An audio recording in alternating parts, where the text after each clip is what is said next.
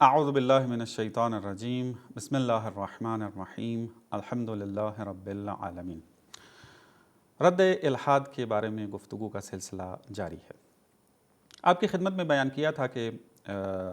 آج کے زمانے میں جو الحاد رائج ہے پوری دنیا میں، اس کی ترویج کی جا رہی ہے، وہ سائنسی الحاد ہے کہ جس کو ماڈرن ایتھیزم کے ساتھ یاد کیا جاتا ہے یا نیو ایتھیزم کے ساتھ یاد کیا جاتا ہے، کہ اردو میں اس کو جدید الحاد کہیں گے۔ اس کے جو ہے چار بانی جو ہیں وہ بیان کیے جاتے ہیں۔ مثلاً رچرڈ ڈاکنز کے ایک بڑا نام ہے، سیم ہیرس ہے، ڈینیل ڈینٹ ہے اور کرسٹوفر ہچن ہے۔ یہ چار افراد ہیں کہ جو بانی شمار ہوتے ہیں الحاد جدید کے، اور ہر ایک نے مختلف کتابیں لکھی ہیں، لیکن ان چاروں کی ایک ایک کتاب بہت زیادہ مشہور ہے کہ خدا نے اگر توفیق دی تو ہم انشاءاللہ ان کی جو اہم ترین کتابیں ہیں ان کے اوپر ایک تنقیدی جائزہ لیں گے اور ان کے بنیادی نظریات کو رد کریں گے۔ یہ جو الحاد جدید کے ملحدین ہیں، چاہے وہ ڈاکنز ہو، چاہے وہ سیم ہیرس ہو، چاہے وہ ڈینیل ڈینٹ ہو یا ہچنز ہو، جو بھی لے لیں، یا ان کے علاوہ بھی جو آج کل کے ملحدین ہیں ان کو لے لیں، یہ بہت سارے مغالطوں سے استفادہ کرتے ہیں، فیلسیز کے ذہن کو تشویش میں ڈالنے کے لیے اور الحاد کی طرف جذب کرنے کے لیے ان فالسیز کا سہارا لیتے ہیں، مغالطوں کا سہارا لیتے ہیں۔ بہت سارے مغالطے ہیں، بہت ساری فالسیز ہیں، میں سب کی طرف اشارہ نہیں کر سکتا، ایک نمونے کے طور پہ میں آپ کے خدمت میں پیش کرتا ہوں۔ ایک جو مغالطہ یہ کرتے ہیں اور فیلسی جو یہ استفادہ کرتے ہیں، وہ کیا ہے؟ اسٹرا مین کے فیلسی ہے۔ اسٹرا مین کے اندر کیا ہوتا ہے؟ مثلا آپ تھوڑا جا کے گوگل میں بھی سرچ کریں گے تو آپ کو اس کی تفصیل آ جائے گی۔ اس فیلسی اور مغالطے کے اندر کیا ہوتا ہے؟ یہاں پر مخالف جو ہے اگر کسی کو رد کرنا چاہ رہا ہے تو وہ اس کا ایک قوی دعویٰ ہے، بڑا مضبوط ہے، دلائل رکھتا ہے، وہ دعویٰ بھی بڑا جان والا ہے، مضبوط ہے، وہ اس کو تو رد نہیں کر سکتا۔ اب کیا کرتا ہے؟ اس نے رد بھی کرنا ہے۔ وہ اب کیا کرے گا کہ اپنے مخاطبوں کو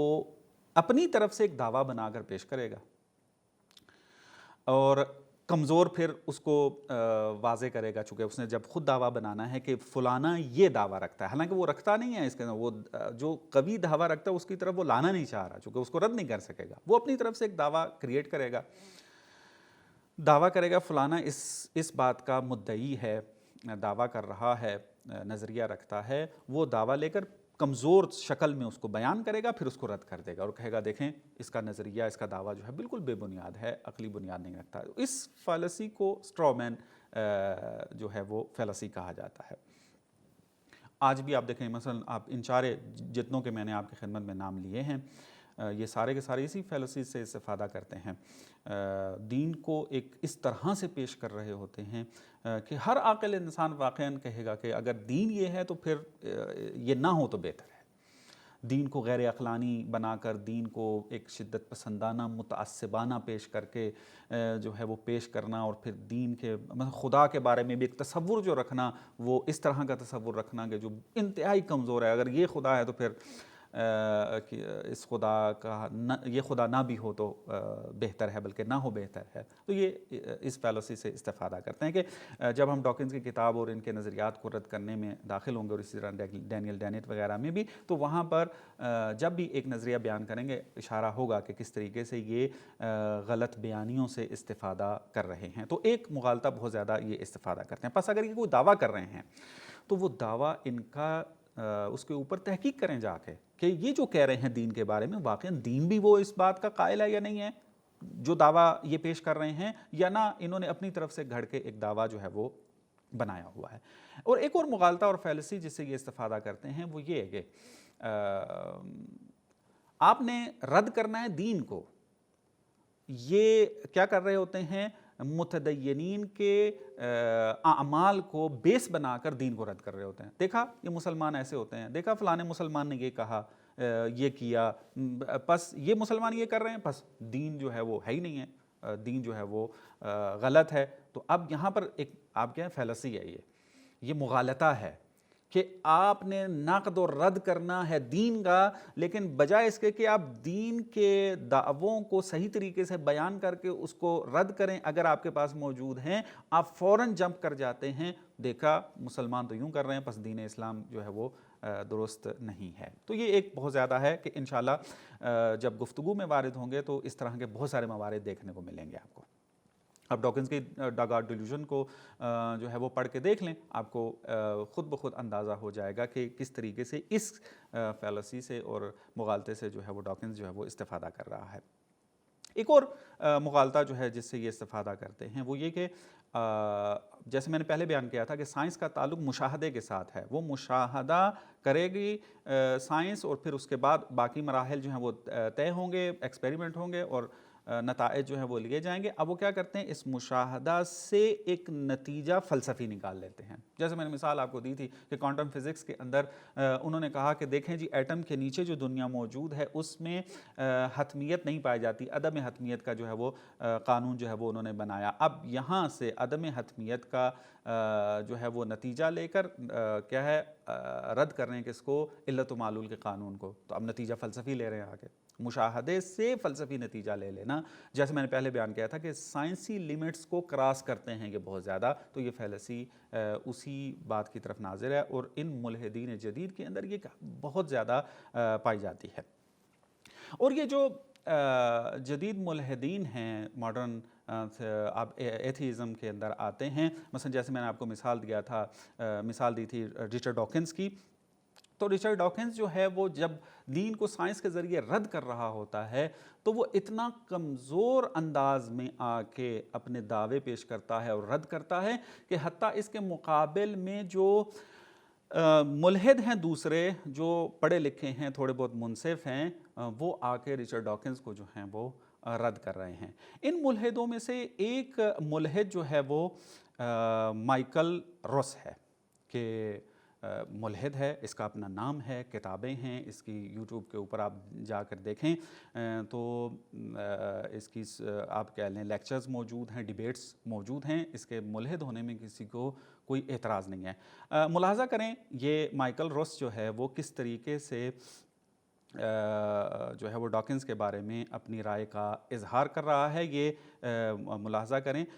کہ یہ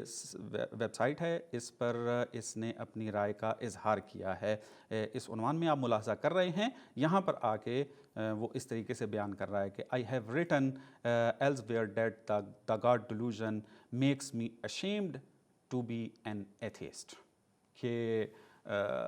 دا گاڈ ڈیلیوژن جو ہے اس نے مجھے شرمندہ کر دیا ہے کہ میں اپنے آپ کو ملحد کہوں۔ اسی طریقے سے یہی بات جو ہے مائیکل روس نے ایک جو ہے وہ اپنے ویڈیو ڈیبیٹ کے اندر، انٹرویو کے اندر بھی بیان کی ہے۔ ایک کلپ میں نے تیار کیا ہے، آپ وہ کلپ ملاحظہ کریں کہ مائیکل روس یہی جملہ جو ہے وہ اپنی ویڈیو میں کس طرح بیان کر رہے ہیں، ملاحظہ کریں آپ۔ Professor Michael Ruse is an eminent philosopher of science. He's the author of numerous books and a full tenured professor at the University of Florida. I've heard you say there are few things more simple than Richard Dawkins' God delusion. Yeah, no, as I said, makes me ashamed to be an atheist, I think was the phrase I used. آپ نے ملاحظہ کیا کہ یہ ایک ملحد ہے اور رچرڈ ڈاکنز کی کتاب دا گاڈ ڈیلیوژن کے بارے میں کیا کہہ رہا ہے کہ شرمندہ ہوں میں کہ میں اپنے آپ کو اب ملحد جو ہے وہ کہلواؤں۔ اس کے علاوہ بھی مثلاً آپ ایک اور ملحد ہے، اس نے بھی سیم ہیرس کے بارے میں جو ہے وہ یہی جملہ جو ہے وہ ادا کیا تھا۔ اب تیزی سے شاید میں اس عبارت کو جو ہے وہ نہ نکال پاؤں، وہ سیم ہیرس کے بارے میں بالکل اسی قسم کا جملہ جو ہے وہ ادا کرتا ہے کہ بعد والے درس میں اگر وہ اسکرین پیج ہوا تو میں آپ کی خدمت میں عرض کروں گا۔ اسی طریقے سے جو میں نے آپ کی خدمت میں عرض کیا تھا کہ یہ جو جدید ملحد ہیں جیسے رچرڈ ڈاکنز ہے اور باقی ملحدین ہیں، یہ سائنس کا جو سہارا لے رہے ہیں، یہ سائنس کی لیمٹس کو کراس کر جاتے ہیں، سائنس سے غلط استفادہ کرتے ہیں۔ تو اس کو ایک اور ملحد جو کہ سائنسدان ہے، فلسفی آف مائنڈ کا اس کو ایک بہت بڑا فلاسفر مانا جاتا ہے اور اس نے ٹھیک ٹھاک کام کیا ہے، اگرچہ یہ خود بھی ملحد ہے، وہ رچرڈ ڈاکنز کی کتاب دا گاڈ ڈیلیوژن کے بارے میں یہی بیان کر رہا ہے کہ اس نے جو سائنسی لیمٹس ہیں وہ کراس کی ہیں اور اس سے تعجب نہیں ہونا چاہیے۔ ملاحظہ کریں آپ، تھامس نیگل نے جو ہے وہ اپنے ایک آرٹیکل کے اندر اس بات کا اظہار کیا ہے، اور وہ آرٹیکل دا نیو ریپبلک کے اندر جو ہے وہ شائع ہوا تھا 2006 کے اندر، اکتوبر 23 اور 2006 میں یہ آرٹیکل جو ہے وہ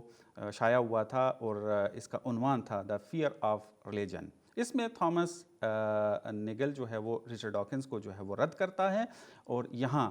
جو ہائی لائٹ کیا ہے اس کے اندر رچرڈ ڈاکنز کے بارے میں یہ بیان کر رہا ہے۔ کیا ہے؟ ملاحظہ کریں کہ since Dawkins is operating mostly outside the range of his scientific expertise, it is not a surprise۔ تعجب نہ کریں اگر رچرڈ ڈاکنز نے جو ہے وہ لمٹس کو جو ہے وہ کراس کیا ہے دا گاڈ ڈیلیوژن کے اندر۔ تو بہرحال یہ مطلب جو ہے وہ خود تھامس نیگل کے جو ملحد ہے اور سائنسدان بھی ہے، سائنس کو اچھی طریقے سے جانتا بھی ہے، وہ جب دا گاڈ ڈیلیوژن کو پڑھتا ہے تو اس کو اس بات کا احساس ہوتا ہے کہ دا گاڈ ڈیلیوژن میں ڈاکنز جو ہے وہ سائنسی لیمٹس کو کراس کر دیتا ہے دین کے خلاف جا کے۔ تو یہ آرٹیکل پڑھنے والا ہے، اس کو حتماً جو ہے وہ افراد جو ہیں وہ مطالعہ کریں گے۔ خوب، نتیجہ کیا نکلا؟ نتیجہ یہی نکلا کہ ماڈرن ایتھیزم کے جو ملحدین ہیں، چاہے وہ ڈاکنز ہو، چاہے وہ ہچنس ہو، چاہے وہ ڈینیل ڈینٹ ہو، سیم ہیریس ہو، اور دوسرے جو ان کتابیں ہیں ان کے نقش قدم پر چل رہے ہیں، وہ بہت سارے مغالطوں سے استفادہ کرتے ہیں۔ اور چونکہ ہمارا جوان، ہمارے معاشرے میں جو عوام موجود ہے، وہ نہ سائنس کو اچھے طریقے سے جانتی ہے، نہ دین کو اچھے طریقے سے جانتی ہے، اور ان کے بڑے بڑے نام ہیں۔ رچرڈ ڈاکنز سائنس کی دنیا کا ایک نام ہے، اس نے جینیٹکس کے اندر جو کام کیا ہے وہ بے نظیر کام کیا ہے، اور ہم اس کو اس میدان کے اندر واقعاً ماہر مانتے ہیں، اس کا انکار نہیں کرتے، لیکن جب یہ لمٹ کراس کرتا ہے تو ہم اس کو رد کرتے ہیں۔ تو یہ سائنس سے آ کر کیا کر رہے ہوتے ہیں؟ غلط استفادہ کر رہے ہوتے ہیں، اور عوام جو ہے، ہمارا جوان جو ہے، چونکہ ماہر نہیں ہوتا تو وہ بڑا نام دیکھ کر یہ سمجھ جاتا ہے کہ جو ڈاکنز کہہ رہا ہے، چونکہ بڑا ماہر انسان ہے، اسٹیفن ہاکنگ بڑا ایک نام ہے، چونکہ یہ کہہ رہا ہے تو بس اس کا مطلب ہے کہ